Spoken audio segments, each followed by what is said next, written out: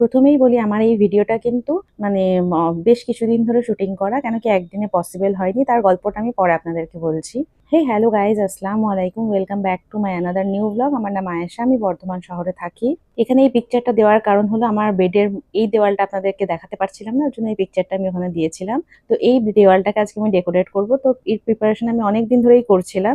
ওর জন্য যে কোনো ডেকোরেটিং ভিডিও করতে একটুখানি টাইম লাগে, আর তারপর যে হাতে করে জিনিসগুলো বানাচ্ছিলাম ওর জন্য আর একটু টাইম লাগছিল। এমন নয় যে এখানে সমস্ত কিছুই আমি হাতে বানিয়েছি, যেগুলো আমি হাতে বানিয়েছি সেগুলো আপনাদেরকে অবশ্যই আমি মেনশন করে বলে দেবো কোনটা কোনটা হাতে বানিয়েছি। সেগুলো শর্ট ভিডিও দেওয়াও আছে আমার চ্যানেলে। তো যেদিন আমি এটা লাগাচ্ছিলাম, ফার্স্টে সেলফ দুটো আমি অনলাইনে কিনেছিলাম, ওই দুটো টাঙিয়ে নিলাম, ওর মধ্যে কিছু শোপিস রেখে দিলাম, দিয়ে এটাকে আমি লাগিয়েছিলাম। এটা আমি নিজের হাতে বানিয়েছিলাম, তো ডাবল সাইডে টেপ দিয়ে লাগিয়েছিলাম। তো ওটা পড়ে গেছিল কিছুক্ষণের মধ্যে, যেহেতু খুব ভারী ছিল। তো আমার হাজব্যান্ডকে বললাম ওখানে কটা খিল ঠুকে দাও, ও ঠুকে দিল। আর এখন যেই হুকগুলো দেখাচ্ছে এই হুকগুলো না আমি অর্ডার করে দিয়ে আমরা ঘুরতে চলে গেছিলাম। তো ওর জন্য আসতেও অনেকটা দেরি হয়েছিল।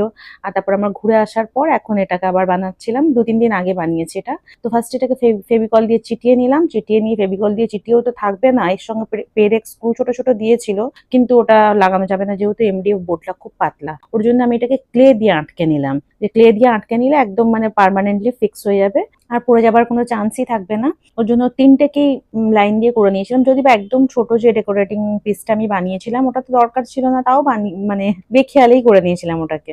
এটা ভালো করে হাতে করে স্প্রেড করে দিয়েছিলাম তাকে ভালো করে চিপকে যায়। তো এখানে এটা বানিয়ে নিয়ে এটাকে শুকাতে দিয়ে দিয়েছিলাম, বাকি সব কটাই করা হয়ে গেছিল, পুরো 24 ঘন্টা শুকিয়েছিলাম। শুকিয়ে দিয়ে এবার এগুলোকে টাঙিয়ে নিচ্ছি। আচ্ছা, আমি কিন্তু কোনো প্রফেশনালি নয়, ডেকোরেটিং আইটেম বানাই না, এগুলো আমি নিজেই ভিডিও দেখেছি অনলাইনে, যেসব ভিডিওগুলো আমার পছন্দ হয়েছে, ভালো লেগেছে, মনে হয়েছে আমার রুমের সঙ্গে থিমের সঙ্গে ম্যাচ করবে, তো সেরকম ওয়াইজ আমি বানিয়েছি। এই বড়টা বানিয়েছিলাম ম্যাক্রামের দড়ি দিয়ে, ঝিনুক দিয়ে, শামুক দিয়ে, মতি দিয়ে আর মিরর দিয়ে। আর একটা বানিয়েছিলাম লিপ বার্নার, আর একটা ছোটটা মিরর দিয়ে, শুধু মিরর দিয়ে বানিয়েছিলাম।